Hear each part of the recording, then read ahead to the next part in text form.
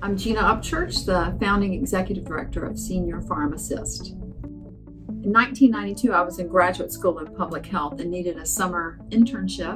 And from that, interviewed lots of people, and they all sort of came back with the same bit of information. Some people really cannot afford the medicines they need, and some people are taking medicines that may be causing more harm than good.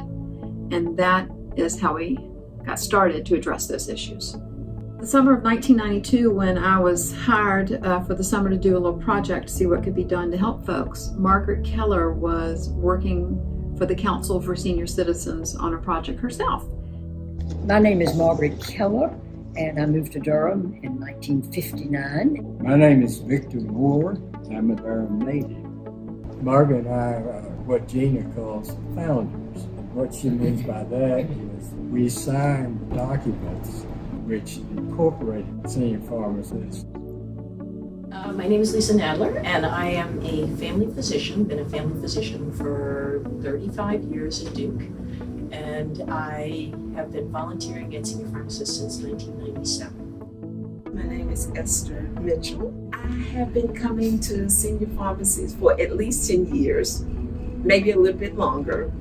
When we started 25 years ago, the real objectives were helping people in a user-friendly way obtain their medicines and pay for medicines, lowering their costs at the regular pharmacy so they could keep those relationships going, and then making sure before we paid for them that they needed them in the first place. A lot of the people we were seeing really struggled to afford other things that they needed. They didn't live in a silo, they didn't just need help paying for medicines, they needed help with their light bill, couldn't access food. So as our staff started learning about these things, it became known. So now tailored community referral is a huge part of what we do. People kept coming to us saying they were very confused about Medicare and their choices. And so we became the Medicare insurance counseling site known as SHIP, Seniors Health Insurance Information Program, in 2009 as a way to formally help structure decision-making for people. All the questions that you have when you first start on Medicare, you get bombarded with so much, and then trying to filter through and figure out what's best for you. They kind of compile it for you based on your needs and where you are. It's proved itself to be capable of adjusting their program to meet the times. Its willingness now to deal with Medicare issues in addition to just strictly prescription access issues in terms of information and counseling has also helped it to be flexible and change with the times.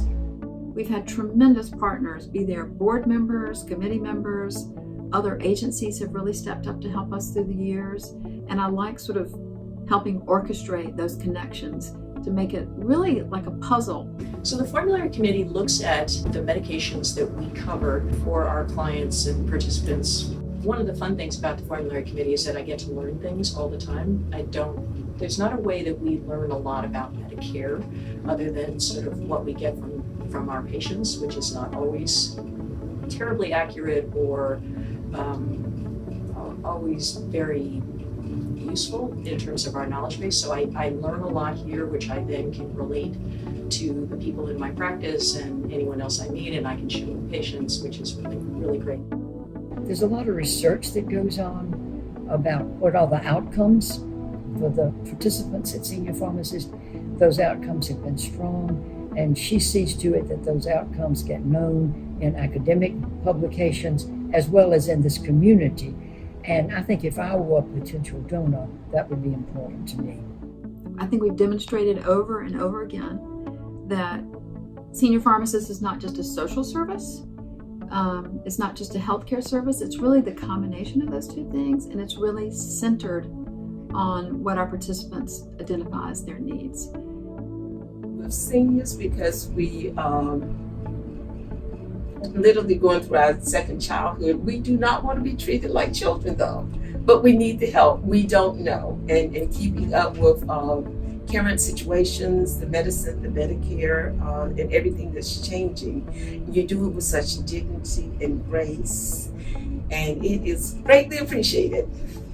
When I see my patients and they're turning 65 or they are just getting on Medicare, the first thing I need to ask them is where they live so I can see whether they can come to Senior PharmAssist. I'm excited not only about growing in Durham and what we can do in Durham with partners that are supportive, but also other communities that can learn from what we do and frankly help us take this to other places. So there's not just older adults in Durham that benefit. Certainly this is the model and we want it to stay strong.